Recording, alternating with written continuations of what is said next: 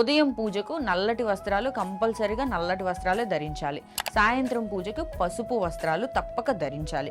7 శనివారాలు కూడా ఇదే వస్త్రధారణ కొనసాగించి వ్రతం పూర్తయిన తర్వాత ఆ బట్టలు ఎవరైనా వేరే పేదవారికి ఇచ్చేయడమో లేకపోతే ఎవరు తీసుకోకపోతే గనక ఏ నదిలోనూ విడిచిపెట్టడం మంచిది.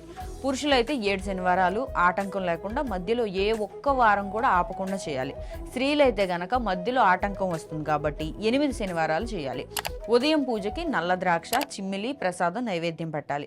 సాయంత్రం పూజకి శనగలడ్డు ప్రసాదంగా సమర్పించాలి. ఉదయం పూజా నియమాలు ఇంకొకసారి చెప్తున్నాను, నోట్ చేసుకోండి. నల్లటి ద్రాక్ష నైవేద్యం పెట్టాలి, చిమ్మిలి నైవేద్యం, నల్లటి వస్త్రాలు, తులసీమాల, తిరునామం, కలశ స్థాపన, 7 అరటిపళ్ళు, 7 దీపారాధనలు, 7 రకరకాల రంగుల ఒత్తులతో, నువ్వుల నూనెతో 7 రంగుల ఒత్తులు వేయడం మర్చిపోకూడదు. మధ్యాహ్నం ఉపవాసం ఉండాలి.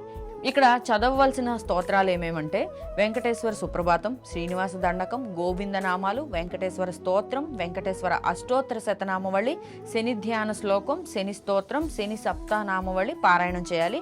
ఉదయం పూట ఉదయం పూజలో 7 రంగుల ఒత్తులతో దీపారాధన చేస్తాం కదా, సాయంత్రం పూజలో మాత్రం 7 దీపాలు వెలిగించాలి నల్లటి ఒత్తులతో.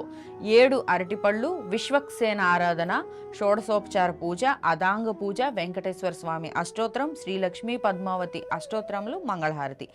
7 శనివారాల పూజ పూర్తయ్యాక తిరుపతికి కానీ దగ్గరలోని వెంకటేశ్వర స్వామి దేవాలయానికి కానీ వెళ్ళి అక్కడ 7 తాంబూలాలు, 7 వ్రతకథల పుస్తకాలను పంచడంతో మీ 7 శనివారాల వ్రతం కూడా పూర్తవుతుంది. గోవింద గోవింద. దీనికి సంబంధించి ఎలాంటి డౌట్స్ ఉన్నా కామెంట్ రూపంలో తెలియచేయండి, మేము వెంటనే మీకు సమాధానం చెప్తాం.